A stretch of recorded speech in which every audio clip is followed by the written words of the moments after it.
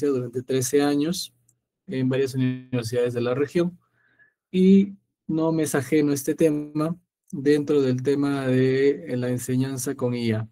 Ya tuvimos una experiencia anterior compartiéndola con sus docentes, trabajando el tema del pensamiento crítico, el uso reflexivo de la IA en la educación o la docencia en biomédicas. Entonces, en base a esa idea y en base al conocimiento también que hemos reportado de sus docentes, es de que nosotros impulsamos esta idea, ¿no? ¿Qué vamos a aprender el día de hoy? A ver, todos, vamos a empezar con el tema de inteligencia artificial para la búsqueda y registro de información bibliográfica. Y bueno, la competencia general es desarrollar competencias conceptuales, prácticas y éticas en los estudiantes de pregrado de ciencias biomédicas para la aplicación rigurosa de herramientas de inteligencia artificial en el ciclo de vida de investigación formativa. Vamos a explorar cómo obtener una idea de problema de investigación, cómo tener referencias solventes, serias, confiables, con la ayuda de la inteligencia artificial. Obviamente yo considero de que muchos de ustedes tienen toda una formación muy heterogénea en este sentido, porque porque la inteligencia es bastante nueva y cada rato para cambiando, y otro que para algunos sea quizás más afín a estos temas y hayan explorado más. Eso mismo nos hemos dado cuenta incluso con los cachimbos, ¿no? Hay bastante heterogeneidad, pese a que ellos son más digitales incluso que ustedes, ¿no? A la ventaja por 5 años o 6, ¿no? Verán esta foto. Esta foto me llama mucho la atención, es de una película muy interesante, quizás a los que sean cinéfilos la reconozcan, es Odisea al espacio de Stanley Kubrick. Y bueno, pongo la foto no para que se identifiquen algunos de ustedes con el mono, ¿no? No necesariamente, sino en referencia a que todo avance ha implicado también un retroceso al mismo tiempo. Por ejemplo, los monos o los homínidos, eh, en cierta época de la historia, empezaron a utilizar herramientas, ¿no? Nuestros primeros antecesores, ¿no? Y estas herramientas también generaban de que utilicemos menos la musculatura y nos volvimos cada vez más débiles muscularmente, ¿no? Esto mismo pasa en la inteligencia artificial. Hay toda una serie de mitos que hacen de que se hable de que posiblemente vamos a perder muchas capacidades, ya no vamos a tener la inteligencia necesaria, etcétera, ¿no? Justamente este taller introductorio va a tratar sobre eso, ¿no? Una primera parte sobre todo, de cómo podemos haber salido de esos animales a esa idea de contemplación incluso de Dios, ¿no? Este título de Animales a Dioses, por ejemplo, es el título de un libro que es Yuval Harari, ¿no? Es un pensador, un filósofo y historiador israelí, muy interesante y recomendado por todos ustedes, ¿no? Hemos llegado a un punto en imaginarnos y en recrear la propia conciencia humana a través de la ciencia ficción. Y ojo que la ciencia ficción no está tan lejos hoy en día de replicar muchas de las fantasías que teníamos, ¿no? De generar un ser creado por nosotros mismos, ¿no? Esa, ese famoso dilema moral de jugar a ser dioses, ¿no? Esta película, por ejemplo, la que están viendo en pantalla es de Ex Machina, una película muy interesante en cómo un ser humano se enamora de una IA, sería en este caso, y cómo pierde la vida en ese momento, ¿no? Y también esto no es tan ajeno a nosotros el día de hoy. Existen muchas inteligencias que están generando todo un revuelo en el pensamiento y también estamos ante una crisis muy interesante, preocupante, pero como se dice, toda crisis es una oportunidad de crecimiento, ¿no? Se le ha denominado hoy en día la famosa era de la posverdad, en donde el pensamiento crítico ha empezado a incluso a ser, eh, bueno, repelido, evitado, poco desarrollado, poco recurrido, y se han generado que vuelvan a flote antiguas creencias irracionales dentro del desarrollo cultural. Por ejemplo, el tema de los terraplanistas. Hoy en día, debido al tema, al asunto de que fácilmente podemos compartir información, se han generado muchas tendencias, muchos grupos por ejemplo, que defienden que la Tierra es plana y todo esto es un engaño, ¿no? A las alturas que nos encontramos, es increíble de que aún podamos vivir cierto tipo de realidades. Igual pasa con el tema de la teoría de la evolución, ¿no? Y esto, con esto no quiero negar necesariamente o no quiero ofender el tema de que muchos seamos religiosos o tengamos algún tipo de creencia. Es más, incluso en el propio catolicismo se ha referido, el propio Papa Juan Pablo II reconoció la evolución como un proceso incluso divino, ¿no? Pero esos mecanismos de evolutivos están puestos en juicio hoy en día de una manera bastante tradicional, ¿no? Y qué decir del tema del cambio climático, ¿no? Este punto hace que somos tan poco conscientes o tenemos tanta dificultad para poder ver cierto tipo de realidades y aferrarnos a cierto tipo de creencias. Hay un montón de gente que piensa de que esto es un mito, de que no existe cambio climático y que nuestra humanidad no le va a pasar nada si seguimos con este capitalismo desenfrenado, ¿no? ¿Y qué decir de la última pandemia, de que ha puesto en tela de juicio incluso el conocimiento que ya se tenía aceptado durante varias décadas, ¿no? El tema de las vacunas, ¿no? Hay todo un movimiento antivacuna que incluso hace referencia a que son mecanismos para controlarnos la mente, ¿no? O sea, estamos en esa situación hoy en día. Y las IAs nos pueden llevar a una decadencia mayor o pueden ser, como se dice, un compañero informativo de que potencia nuestro propio intelecto. Estamos en un mundo que también está polarizado, típico al antiguo nivel de Guerra Fría. Hay un enfrentamiento incluso por Latinoamérica, sabrán ustedes eso, se habrán dado cuenta, en donde es bien fácil caer en las famosas fake news. Cualquier tipo de red social que ustedes comparten bueno, sin ningún tipo de pensamiento crítico, genera esta avalancha de fake news, ¿no? Por ejemplo, levante la mano el que se identifica con esta frase, ¿no? Y curiosamente, esta frase yo la compartí con mis alumnos en en uno de mis experimentos, podría decir, con ellos. Y hay algunos que respondieron, ¿no? Dijeron, sí, sí me describe, o like, etcétera, ¿no? Y es parte de ese pensamiento pasivo que del cual tenemos que alejarnos, ¿no? Y esta iniciativa viene por esto, ¿no? El deseo de que algún día escapar de la ciudad sin decirle a nadie, coprofagia, cuando, bueno, seguramente muchos de ustedes ya saben qué cosa es coprofagia, ¿no? Es esa tendencia de ciertos animales y cierto tipo de conductas o trastornos que incluso son de tipo sexual, ¿no?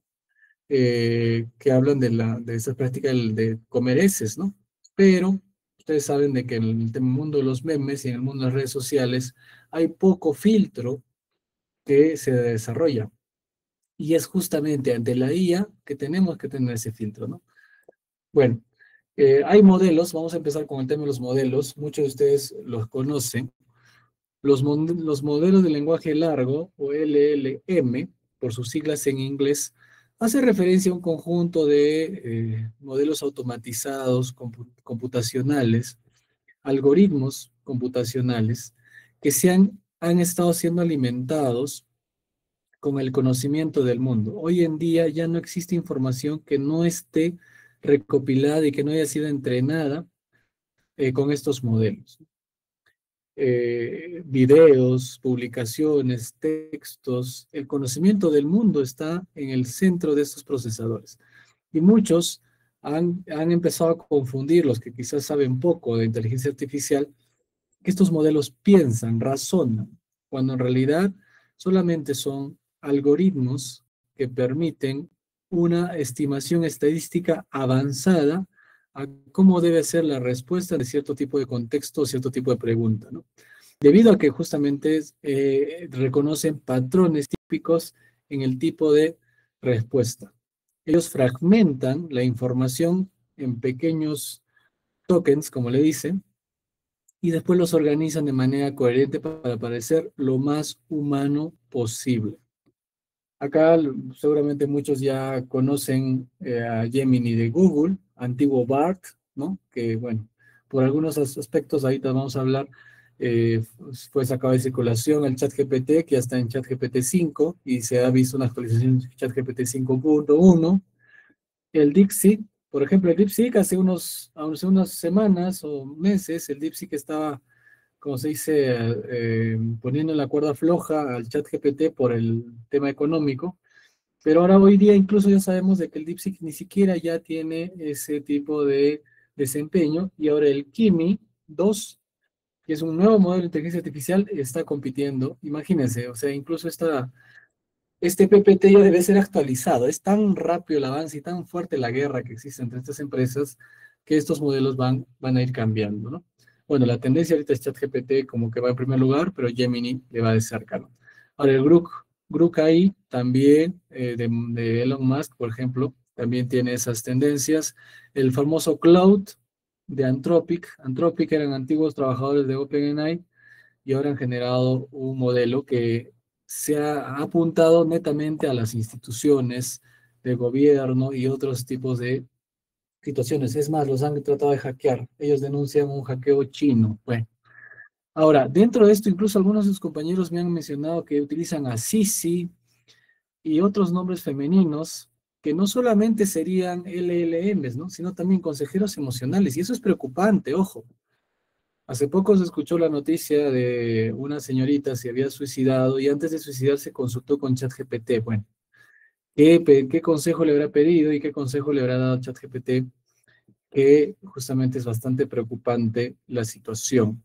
Si no tenemos un filtro, van a ocurrir cosas desagradables, y no estoy hablando necesariamente del fin del mundo, pero claro, hay miedos de que esta inteligencia artificial venga a quedarse, pero venga a quedarse con nuestro mundo, ¿no?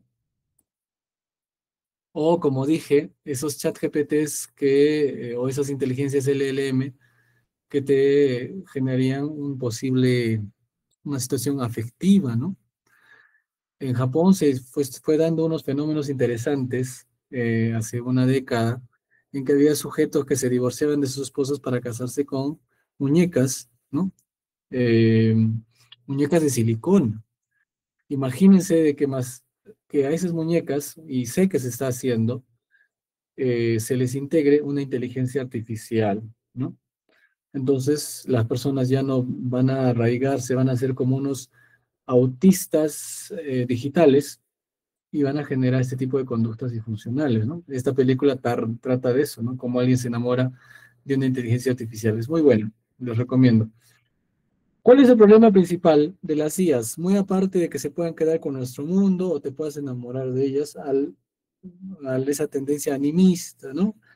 De personificarlas y pensar que razonan, ¿no? Y que te pueden amar, ¿no? El problema son los sesgos. Al igual que el ser humano como un sistema de procesamiento, y tomémoslo así, ¿no? Como el ser humano como un sistema de procesamiento, las IAs tienen bastantes sesgos, y esto seguramente ustedes ya lo sabían, ¿no? Acá ahí tenemos un ejemplo claro de cómo, por ejemplo, BART, que era la primera inteligencia de Gemini, o de Google, perdón, la casa matriz es Alphabet, la empresa. Se le pedía, por ejemplo, de que te muestres una imagen de un soldado alemán en 1943, ¿no? Y lo que hacía era mostrarte este tipo de gráficos, ¿no? En donde un alemán podía ser un japonés, un negro o un nativo de Estados Unidos, ¿no? Algo totalmente sesgado debido a quizás políticas de lo políticamente correcto, lo que se menciona, ¿no? O también los fundadores o padres de la patria de América, ¿no? Cuando en ningún momento puede ser alguien de color, un moreno o un asiático, ¿no? O un latino, ¿no? Entonces, estos sesgos que hoy en día están siendo poco a poco superados, y ya vamos a ir desarrollando justo en clase este tipo de estas ideas, son los que generan esa preocupación. Otro aspecto son las alucinaciones. Similares a los seres humanos, son creaciones en el vacío, podría decirse, o percepciones en el vacío de información que no es coherente, ¿no? Yo hice este experimento, por ejemplo, yo lo hice. No es algo teórico, es algo que se me ocurrió. Dije, describe el discurso del presidente del Perú en la cumbre de Marte 2024. O sea, algo totalmente descabellado. Grok, como tienen acá, Grok, ante la consulta, mencionó de que la cumbre de Marte, lo cual parece corresponder a un evento real, lo cual no parece no corresponder, dice ahí, ¿no? En fuentes públicas, ¿no? Dice que tras una búsqueda exhaustiva no encontró evidencia y que es posible que se trate de un error de tipografía o una referencia humorística. O sea, ya me cogió, como se dice, ya se dio cuenta de que yo estaba poniendo algo gracioso o una confusión del evento. Ahí me sigue respondiendo y habla de APEC 2024, ¿no? Ahora, ¿qué pasó con Gemini? Pero utilicé Gemini más rápido, ¿no? Ahí habla que también el presidente de Perú no dio ningún discurso en la cumbre de Marte, pero sin embargo tuvo una participación muy destacada en el ámbito espacial durante 2024 en foros internacionales, enfocándose en la cooperación y exploración responsable, incluyendo la hoja de ruta hacia Marte. Ojo, esto me parecía también una toma de pelo de Gemini, pero cuando investigué más, es cierto, Perú, no sé por qué razones, teniendo casi nada de compromiso espacial, participó de una cumbre para trabajar una hoja de ruta en Marte, ¿no? En Oriente Medio hice ese apoyo junto con Qatar y no sé qué otro país más, ¿no? Eh, Después le pregunté a ChatGPT la versión gratuita, ¿no? No la versión Pro, y menciona lo mismo, ¿no? Menciona que no existe esta cumbre de Marte, que pudo ser un error de tipografía. Bueno, incluso ahí no me habló de un tema humorístico, pero habló justamente también de APEC, ¿no? Y me dijo si es que podía mencionar más información. Pero, acá viene el pero, y bueno, este experimento lo hice con DeepSeek, me hubiera gustado hacer con Kimi, pero Kimi recién salió, ¿no? Recién hace poco ha salido, ¿no?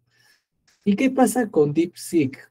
DeepSeek, por ejemplo, no es el que esté chancando a los chinos, sí tiene muy buenos funcionalidades a nivel de redacción, de revisión de ciertas cosas, pero cuando tú le preguntas algo que no sabe, estos chinos, como se dice, se fuman de la mala, ¿no?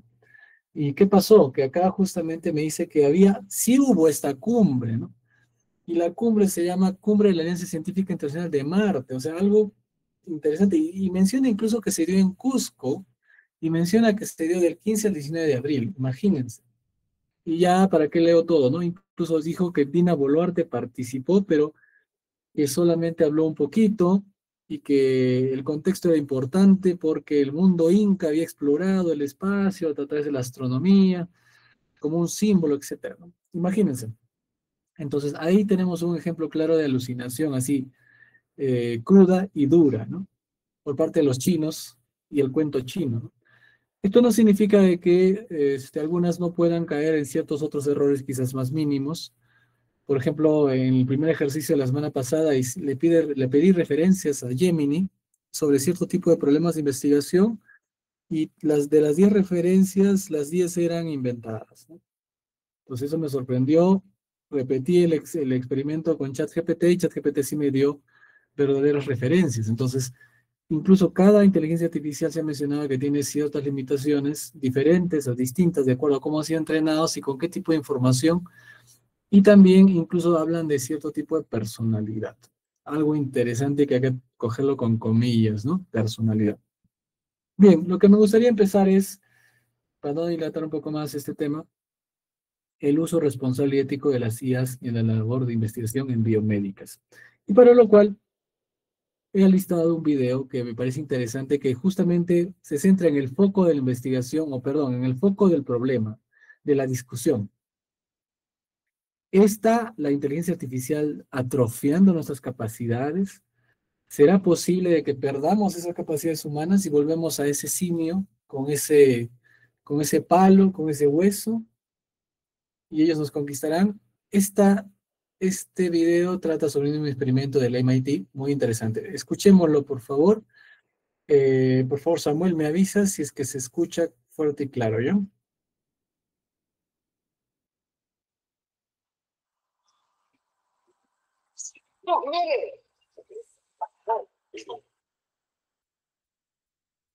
Estamos pidiendo a la inteligencia artificial que escriba por nosotros, que nos dé ideas, en definitiva, Escuche el que audio, me piense en nuestro confirman. lugar, y lo hace increíblemente bien.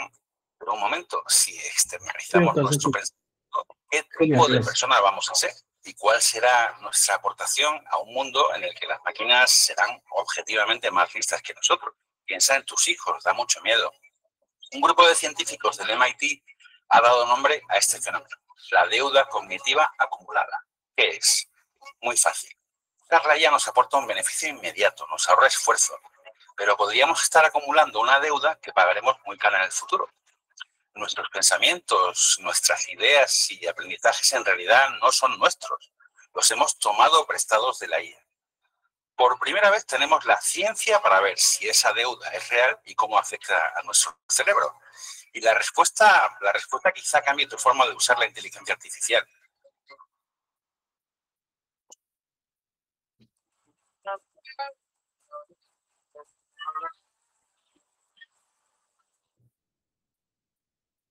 PC Factory encuentra lo mejor en cómputo, telefonía, entretenimiento, setups gamer y más. Tenemos más de 1.500 productos.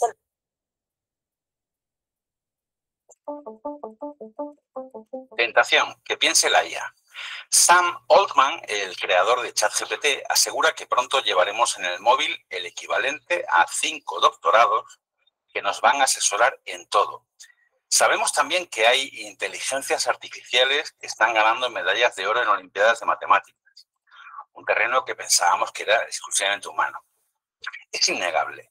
Nunca seremos tan rápidos ni tendremos tanta memoria como las IAs. Ante esta realidad, la pregunta es lógica.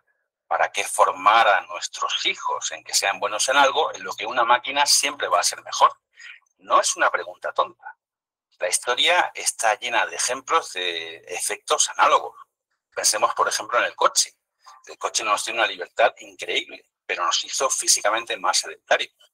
O pensemos en la luz eléctrica. Nos permitió conquistar la noche, pero alteró para siempre nuestros patrones del sueño. Cada gran avance que nos ahorra un esfuerzo, ya sea físico o mental, tiene un coste oculto. ¿Y cuál es el coste oculto de que la IA piense por nosotros? Ahora todo esto era una especulación, pero por primera vez un equipo de científicos del MIT ha mirado directamente al interior del cerebro de una persona que usa la IA. Y lo que han visto es sorprendente. Está aquí, está en este estudio que he tenido la oportunidad de analizar a fondo y que os voy a contar durante este vídeo. Estamos hablando sobre los efectos ocultos de algunos avances tecnológicos. Pienso que uno de los más obvios es como el acceso a Internet, que sí es fantástico, ha facilitado que nuestro firma Deloitte audita en todo el mundo los resultados de Incogni. Es un sello, una garantía. Y ahora volvemos a nuestro vídeo. Lemon te da cashback. Todos los pagos que hagas con tu Visa Lemon Card te devuelven dinero. ¿Qué ves eso, Jorge? ¡Fiesta! ¡Te la ofrezco sin paisanas! ¡Ser claro!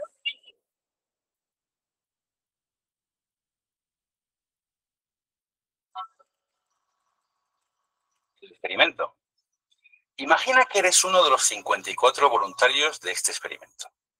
Entras en un laboratorio del MIT, te sientas y te colocan un casco con 32 electrodos en la cabeza. Esto no es ciencia ficción, es un electroencefalógrafo, una máquina que puede en cierto modo leer la actividad eléctrica de tu cerebro. Observa cómo hablan tus neuronas entre sí. Los investigadores te asignan aleatoriamente a uno de los 3 grupos del experimento. El equipo 1, llamado cerebro de ChatGPT, podrá usar ChatGPT para resolver la prueba a la que van a someterse. El equipo 2, cerebro y buscador, puede usar Google, puede buscar en cualquier web, pero tiene prohibido utilizar cualquier tipo de IA. Y por último está el equipo 3, solo cerebro. Este es el equipo valiente, sin herramientas, sin internet, sin IA, solo con sus propios conocimientos y su capacidad de pensar. La tarea para todos es la misma, escribir un ensayo en 20 minutos. Los temas son dilemas de esos que te pueden comer la cabeza. Por ejemplo, para ser verdaderamente felices, ¿nuestros logros deben beneficiar a otras personas? Ponte en su lugar. Tienes 20 minutos. Te piden escribir sobre la felicidad. ¿Qué harías tú? ¿Empezarías a teclear tus propias ideas, bucear en tus recuerdos, en tus experiencias? ¿O tu primer instinto sería más bien abrir otra pestaña del navegador y preguntarle a ChatGPT, dame una estructura para un ensayo sobre la felicidad? Sé sincero, sé sincera. Durante los meses, los investigadores repitieron este proceso. Recogieron los ensayos, entrevistaron a los participantes y, lo más importante, analizaron miles de datos de la actividad cerebral de cada uno. Estaban buscando la respuesta a una pregunta. ¿Daña la IA nuestra capacidad de pensar? El cerebro apagado. Los resultados llegaron en dos oleadas. Primero, un grupo de profesores o la calidad de los ensayos. Y su dictamen fue comparado con otro que hizo una IA, que era una IA juez. Al terminar cada ensayo, los científicos pidieron a los participantes que citaran de memoria una sola frase de lo que acababan de redactar. En el grupo Solo Cerebro casi todos pudieron hacerlo. En el grupo Cerebro de ChatGPT, el 83% fue incapaz de recordar correctamente una sola frase. Habían escrito ese texto hacía apenas unos minutos y ya lo habían olvidado. No solo eso, los del grupo de IA sentían que el ensayo no era realmente suyo y los profesores que evaluaron sus textos sin saber de qué grupo procedían notaron algo. Los ensayos hechos con ayuda de la IA eran estructuralmente correctos, sí, pero no tenían alma y se parecían mucho entre sí, como si todos hubieran sido escritos por la misma mente. Pero la respuesta más profunda estaba oculta en los datos del cerebro, en esos encefalogramas. Y aquí es donde la historia da un giro que va a dejar desconcertados a todos los que usamos la IA de una forma intensiva. Disfruta el sabor de otra dimensión con los dedos sin parar Stranger Things en Sandwich. Sin parar para los que experimentan. Para un YouTube instantáneo, descubre un nuevo serum de Nivea Luminous Skin Glow. Los científicos lo expresan en el estudio con una claridad meridiana. Dicen, la conectividad cerebral disminuye sistemáticamente en función de la cantidad de apoyo externo. El cerebro del grupo Solo Cerebro, sin embargo, era una red bulliendo de actividad. El del grupo que usó ChatGPT estaba mucho más silencioso. La ayuda de la IA literalmente apagaba partes del cerebro. ¿Qué partes? Principalmente dos. Primero vieron una caída masiva en la conexión de las ondas Z. Imagina que las ondas Z son el motor de tu memoria de trabajo, la RAM que tiene tu cerebro. Es lo que usamos para mantener y conectar ideas en nuestra cabeza mientras pensamos. En el grupo de la IA, ese motor apenas se movía. En segundo lugar, se desplomaron las ondas alfa. Estas ondas se asocian con la atención interna, con el acto de bucear dentro de nuestra propia mente para buscar recuerdos, ideas y conexiones. El grupo de la IA no necesitaba buscar dentro, la respuesta venía siempre de fuera. Y esta es la deuda cognitiva en acción. Ahorramos con la IA esfuerzo mental ahora, pero el precio es una menor conexión neuronal, una peor memoria y, en última instancia, una menor comprensión profunda. El cerebro, como cualquier músculo, se activa con el esfuerzo, pero si no lo usas, se atrofia. El estudio demuestra, por tanto, que el simple hecho de delegar el pensamiento inicial a la IA impide que se creen las conexiones neuronales que consolidan el aprendizaje. Muy fuerte, piensa en tus hijos, luego hablaremos un poquito más sobre ello. Pero ese experimento tenía una cuarta prueba, y los resultados de esta última prueba abrieron una cierta luz a la esperanza. En esta cuarta prueba, los participantes en el experimento redactaron un último ensayo, que en realidad era como una versión 2.0 de uno de los que ya habían redactado antes. Pero ahora los investigadores introdujeron un cambio decisivo. Quienes habían usado ChatGPT ahora solo podrían usar su cerebro, pero quienes antes solo habían podido usar papel, lápiz y su cabecita, ahora sí podían recurrir a ChatGPT. ¿Y qué pasó? El ensayo de los que habían trabajado con la IA fue aún de peor calidad. Se habían quedado sin sus muletas, estaban bloqueados, pero el grupo Solo Cerebro obtuvo resultados espectaculares. Con la ayuda de ChatGPT, las ideas en las que habían pensado por su cuenta cobraron aún más vida. Y esta es una pista muy, muy interesante. Te explico por qué. La tentación sería prohibirlo todo, decir, fuera móviles, fuera IA de la educación. Pero esa no es la solución. Pienso que la pregunta no es IA sí o no, sino IA cómo y cuándo. Ethan Mollick, un profesor de la Escuela de Negocios Wharton, al que he citado en varios vídeos míos, ha analizado este mismo estudio y propone una regla de oro brillante. Primero piensa tú y después pregunta a la IA. Primero usa tu cerebro, lucha con el problema, crea el primer borrador, enfréntate a la página en blanco, estructura tus propias ideas y llega a tus propias conclusiones. Y después, solo después, Cuando ya has hecho el esfuerzo cognitivo que cuesta, usa la IA como un colaborador inteligente, como un sparring intelectual para pulir tu texto, para encontrar puntos ciegos, para mejorar lo que tú ya has creado. Escribir es pensar, y si dejamos de escribir, dejaremos de pensar. Y con nuestros hijos esto es aún más crítico, porque su cerebro se está formando. Por eso creo que no hay ninguna prisa para que usen la IA en su aprendizaje. Planteemos de verdad si necesitan el móvil o el ordenador para las tareas en casa. Fomentemos momentos solo cerebro, donde la única herramienta sea su propia mente. Porque lo que este estudio de MIT nos enseña es algo fundamental. El esfuerzo de pensar no es un obstáculo para llegar a la respuesta, y es normal que lo sintamos. El esfuerzo es la respuesta, es el proceso que construye nuestro cerebro. ¿Nos hará tontos la IA? No, si no la dejamos. La decisión por ahora sigue siendo nuestra. Suscríbete a mi canal, te espero en el próximo vídeo e intentaremos que sea aún mejor que este.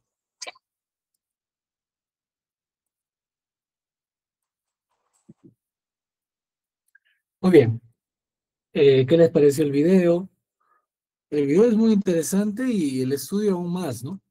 Es un video, bueno, es una investigación muy interesante que habla de la deuda cognitiva acumulada y cómo esa deuda cognitiva puede hacer retroceder muchos aspectos ya trabajados y conquistados entre nosotros, ¿no? Aspectos que antes tenían que ser muy razonados y hoy en día podrían ser dejados de lado a cambio de un automatismo. Entonces, ¿en qué sentido utilizar la IA? ¿Cómo utilizar la IA de manera responsable sin que vulnere justamente esta capacidad de pensamiento, ¿no? Y genere esta deuda cognitiva. El día de hoy vamos a hablar justamente de esto, ¿no? Y vamos a empezar con el tema de los prompts. El prompt, seguramente muchos de ustedes ya lo sabrán, pero siempre hay un público heterogéneo. El prompt es esa manera de comunicarse a través de cierto tipo de sintaxis en la cual la IA puede sacar mejor provecho al comprender mejor lo que le estás pidiendo y no alucinar o sesgar en el proceso. Viene del vocablo latín prontus, que hace referencia justamente a que algo se te entrega de manera rápida, ¿no? Y oportuna, ¿no? Entonces, esos prompts justamente son eso, ¿no? ¿Cómo redactamos nuestros prompts? ¿Sabemos algo de esta redacción? ¿Y qué tipo de prompts nos servirían para poder desarrollar una investigación, por ejemplo, ¿no? Recuerden que el reto de esta semana, de este taller, es de que ustedes salgan con un marco teórico debidamente referenciado, citado, con la ayuda de inteligencia artificial. Entonces, vamos a recurrir a lo que es ingeniería de prompts, ¿no? Existen diferentes tipos de prompts que conocemos. Bueno, esta era una encuesta, pero vamos a pasar porque quiero centrarme en una práctica más interesante con ustedes. Existen varios tipos de prompts, desde los secuenciales, desde los estructurales, desde los metodológicos, de resolución de problemas y los prompts genéricos, ¿no?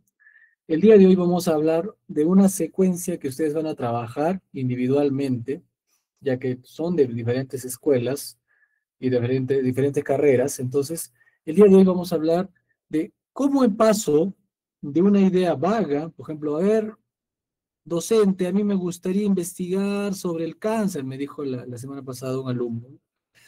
Ok, ¿cómo paso de hablar del cáncer, que es algo tan genérico, a un protocolo estructurado? Justamente para eso sirve los prompts secuenciales. Es como que nos dice, es la manera de ir decantando la información. Algo genérico a algo cada vez más específico y relevante. Relevante. Ojo, esa es la palabra, ese es el término. Por ejemplo, un prompt, acá tenemos varios ejemplos, un prompt de exploración o de mapeo del territorio nos diría, ¿no? Quiero investigar sobre resistencia antibiótica. Dame 5 subtemas emergentes que no sean los clásicos, como los MRSA, ¿no? Que tiene que ver con la resistencia a cierto tipo de bacterias, ¿no? Enfocados en el contexto hospitalario latinoamericano. Por ejemplo, ahí, pasar de háblame de resistencia antibiótica, le estoy pidiendo que me dé 5 subtemas emergentes, o sea, algo que está en boga, ¿no? Una vez que tengo estos 5 subtemas, yo puedo elegir uno. Y de ahí, por eso es que se llama secuencial. Vamos reduciendo poco a poco, con varios tipos de prompts. Recuerden, el prompt es como un diálogo. Yo, si este diálogo, el resultado no me gusta, yo le vuelvo a cambiar y le pido que me dé más detalles o cambie el sentido. No piensen de que es un comando que no puede ser modificado. Y no tengan miedo a equivocarse. Cada prompt, por ejemplo, existen hoy en día bancos de prompts en biomédicas y en otros tipos de ciencias, ¿no? ¿Por qué? Porque la gente, como se dice, guarda, atesora los prompts que les dan mejores resultados. Un segundo aspecto sería seleccionar un nicho, como dice ahí. Ok, ya tengo mi subtema. Biofilms en dispositivos médicos. Ese sería uno de los temas que tiene que ver con resistencia antibiótica, ¿no? Me interesa el subtema biofilms en dispositivos médicos. Profundiza en 3 problemas específicos relacionados con catéteres venosos centrales en unidades de cuidados intensivos. Entonces ahí se dan cuenta, ya está reconociendo, está identificando las variables, ¿no? Las variables en cierto tipo de contextos, ¿no? Catéteres venosos centrales. Y la pregunta, y acá es donde ya, como se dice, pasamos al siguiente punto. Dense cuenta, hemos ido filtrando a definir la variable principal. Basado en el problema de infecciones por biofilms, ya estamos hablando en catéteres, ayúdame a redactar una pregunta pico, ojo, pico, si les resulta común, quizás ya lo hayan utilizado ustedes porque ya llevaron el curso de investigación, y quizás esa es una estrategia nada más, ¿no? Preliminar comparando un nuevo material versus el estándar actual. ¿Qué es la pregunta pico? Ojo, hay variantes, ¿no?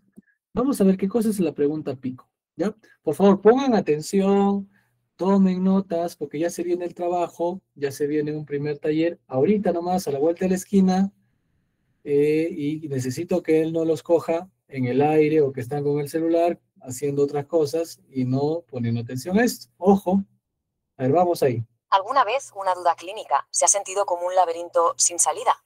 Pues hoy vamos a ver cómo podemos coger esa duda, ese lío, y convertirlo en una pregunta tan precisa que nos va a llevar directos a la respuesta. Porque en la ciencia médica, y esto es clave, una buena pregunta es ya la mitad de la solución. A ver, esto es algo que pasa constantemente, ¿verdad? Cualquiera que trabaje en el mundo de la salud, ya sea investigando, estudiando o en la clínica, se enfrenta a esto. Hay un océano de estudios, de artículos, de datos, y encontrar justo lo que se necesita, esa pieza de información concreta, a veces parece una misión imposible.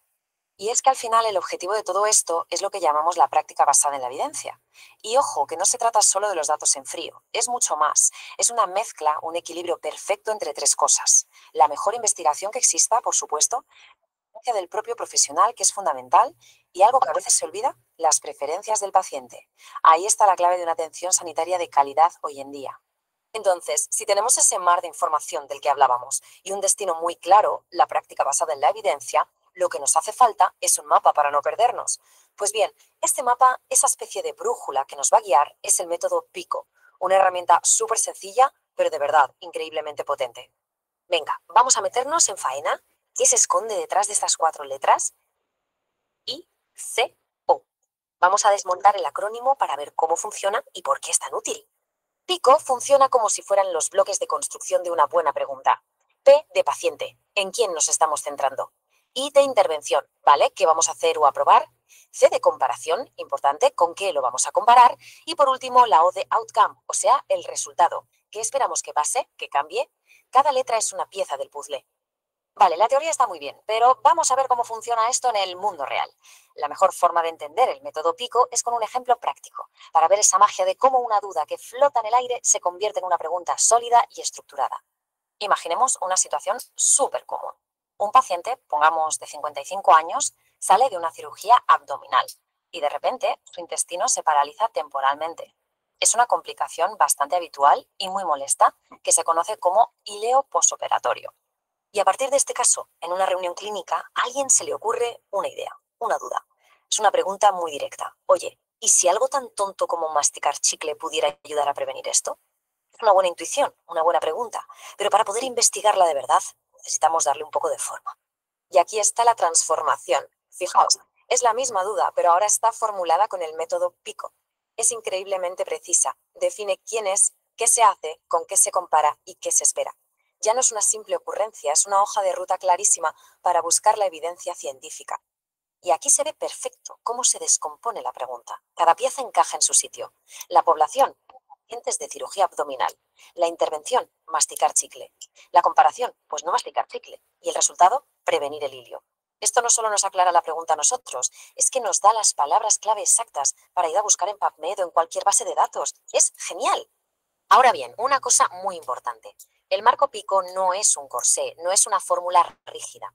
Es una herramienta súper flexible que podemos y debemos adaptar a lo que necesitamos preguntar en cada momento. Y esto lo ilustra a la perfección. A veces, la C de comparación no es necesaria. Una pregunta PIO puede ser más que suficiente, como en el ejemplo del paracetamol en niños. En otros casos, como en el de la apnea del sueño, sí que necesitamos los 4 elementos para definir bien el problema. La clave es esa. Usar las piezas que nos hagan falta para que la pregunta sea lo más clara posible. Ni más ni menos. Ya hemos visto cómo darle estructura a una pregunta, pero hay un paso más. Tener los componentes PICO bien puestos es como tener los cimientos. Ahora hay que asegurarse de que toda la casa, la pregunta en sí, es sólida. Que sea una pregunta fuerte. Y para eso están los criterios FINER. Esto es como pasar un control de calidad. La pregunta tiene que ser factible, o sea, se puede responder, interesante, novedosa, que aporte algo, ética, por supuesto, y súper importante, relevante. ¿Van a servir para algo sus resultados? Una pregunta que pasa el filtro PICO y además el filtro FINER, esa es una pregunta de 10. Y con esto llegamos al corazón del asunto. Todo este trabajo de formular bien la pregunta no es un capricho académico, para nada. Es que es la base sobre la que se va a construir absolutamente todo lo que viene después. Es que es así de simple. Una pregunta bien formulada es el primer paso, el más importante de hecho, porque de esa pregunta va a depender la búsqueda, los estudios que se elijan y al final la calidad de la respuesta que se va a encontrar. Si empezamos con un buen primer paso, toda la investigación irá por el buen camino. Al final, la cadena de valor es clarísima. Si hacemos mejores preguntas, encontraremos mejor evidencia. Y si tenemos mejor evidencia, tomaremos mejores decisiones clínicas que, en última instancia, mejorarán la vida de los pacientes. Ese es el verdadero poder de pararse a pensar y formular bien la pregunta desde el principio. Y con esto terminamos, dejando la pregunta en el aire para reflexionar y, sobre todo, para poner en práctica. ¿Cuál es esa duda clínica? Esa pregunta que ronda por ahí y que, si se estructura con el método PICO, podría cambiarlo todo. ¿Alguna vez una duda clínica? Muy bien. Entonces, así como dice en el video al final, bueno, el video de MIT, ¿no? Primero piensa tú y después le preguntas a la inteligencia artificial para que te dé un esquema y te ayude. La pregunta pico es eso, ¿no? A ver, ¿qué me interesa? Voy eligiendo yo los campos que me interesan. No le digo que me haga el trabajo de investigación. Yo voy decantando la información y esta técnica nos puede ayudar el día de hoy. Ustedes pueden tener otras actividades, otra manera de ver la investigación, no hay ningún problema. Esta es una variante. Seamos flexibles. Ya hemos hablado de la pregunta pico. Tiene que ver con paciente o población, intervención, comparación, outcome, ¿no? O resultado. Pero también hay una variante que se llama PECO, que puede centrarse en estudios más descriptivos o exploratorios, ¿no? ¿Cuál es la diferencia con PICO, no? ¿Es intervención o es exposición? Intervención, como dice, le aplico un tratamiento, sí controlo la variable, el investigador aplica el tratamiento, terapia, programa educativo. En el tema PECO, no, el factor ya existe en el sujeto, por ejemplo, no podemos hacer que alguien fume para ver a ver cómo si lo mata o no lo mata, ¿no? Eso sería antiético, ¿no? Pero hay casos que ya se han dado, son casos transversales, estudios transversales observacionales o casos control, ¿no? Entonces, la E cambia por un tema de exposición. Estuvieron expuestos a tal situación, o por ejemplo, las personas de la mina, yo he visto, hay un investigador premiado que vino a Puno, bueno, ahorita no tengo no me acuerdo el nombre, había trabajado mucho con población de la Rinconada de la mina, ¿no? Y cómo el tema de ese escaso oxígeno había modificado cierto tipo de características en su sangre, ¿no? Entonces, podemos trabajar con el pico de manera secuencial o también podemos trabajar a través de un prompt estructural. Esto ya para cuando tengas una idea más avanzada o más decantada, ¿no? El prompt estructural va a ayudar a pasar ya del netamente borrador a un formato más, como dice la palabra, estructurado.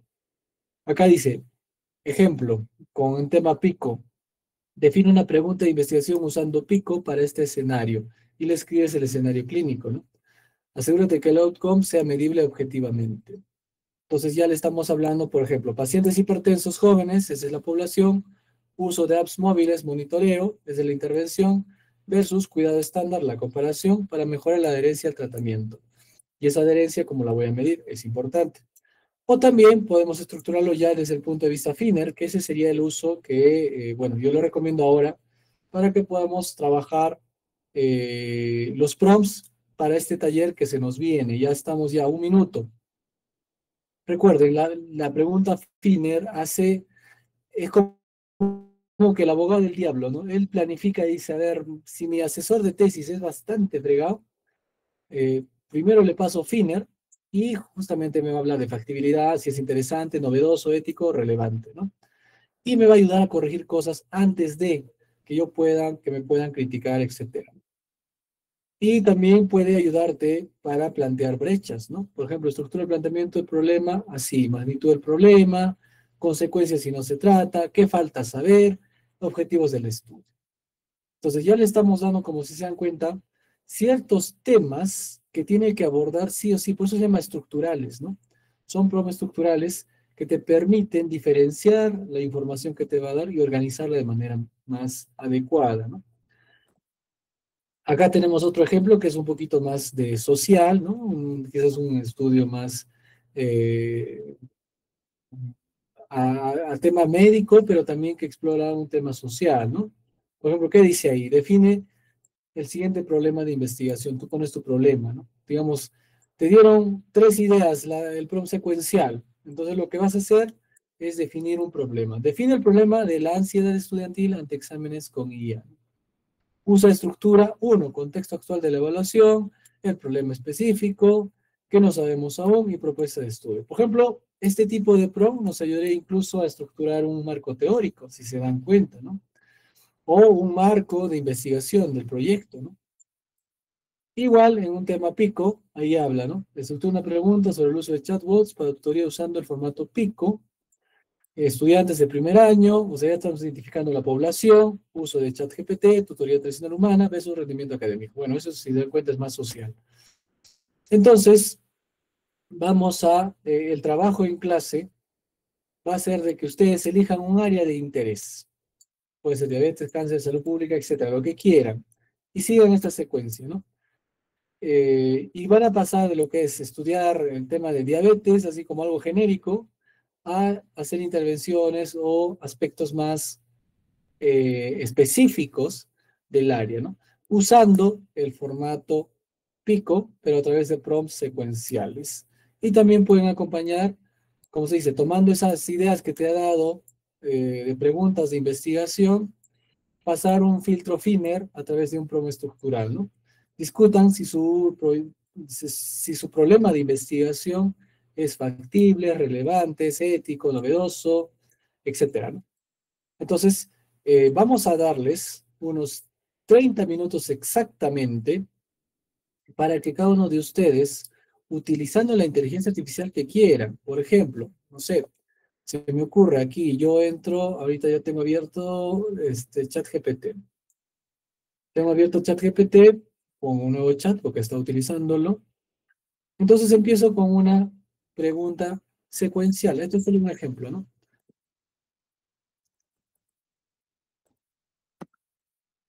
¿Qué le pongo? Bueno, puedo iniciar como desee. Ayúdame a identificar 5 ideas. ¿Cuál era la palabrita? ¿Recuerdan, chicos? A ver, ¿quién me ayuda? A ver, estoy copiándomela acá. ¿Cuál era la palabrita? 5 ideas. ¿Recuerda alguno? A ver, puede escribir en el chat. A ver, quiero sus participaciones. A ver, ¿dónde está? Doctor, se visualiza la diapositiva, no se visualiza su chat GPT. Ay, Dios, ya, un ratito, ya, gracias, Samuel. Pensé que estaba compartiendo toda la pantalla. A ver, pueden escribir en el chat, ¿ah? ¿Qué le habíamos puesto?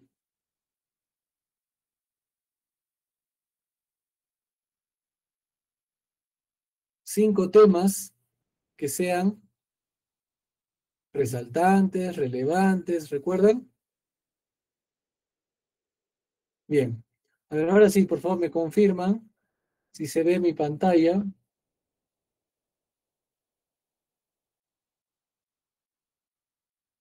Bien. 5 ideas emergentes. A ver, creo que se han escrito.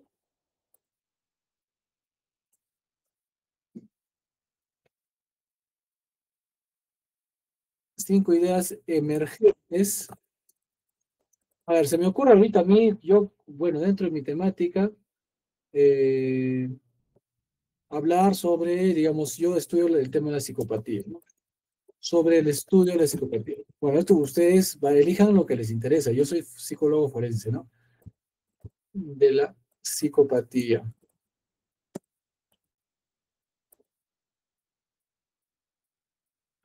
Listo. Ese es un prompt, por ejemplo, bastante sencillo, pero ya me va dando ideas. 5 ideas emergentes. Bien, por ejemplo, acá me dice psicopatía con problema dimensional, una categoría fija, integración de la neurociencia afectiva y social, prosocial o funcional, nuevos subtipos basados en biología, emociones y trauma, el primario, el secundario, avances en genética, epigenética y modelos de neurodesarrollo. Por ejemplo, a mí me interesa genes asociados a la regulación emocional, el MAOA y el SSL.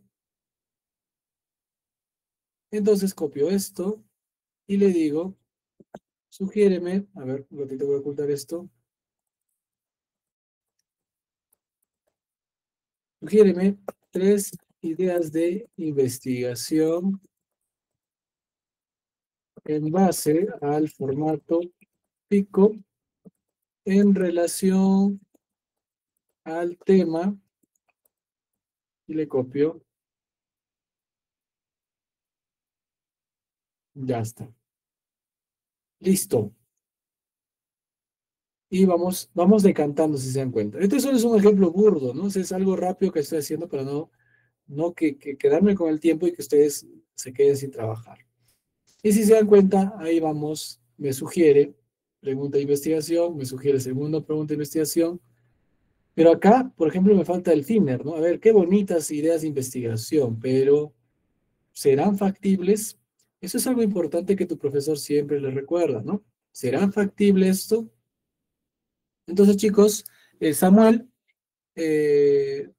les va a compartir un link. Este link va a estar abierto, es un formulario. Samuel, ¿lo tienes listo, por favor? Este es un formulario Sí, que un ustedes... momento, por favor. Ok, gracias. Después de su trabajo, tenemos ahorita 25 minutos, pero después de eso vamos a hacer un pequeño break de 10 minutos. O sea, tienen en total 35 minutos para poder hacer este trabajo. ¿De qué trata, profesor? No he escuchado, recién estoy poniendo atención.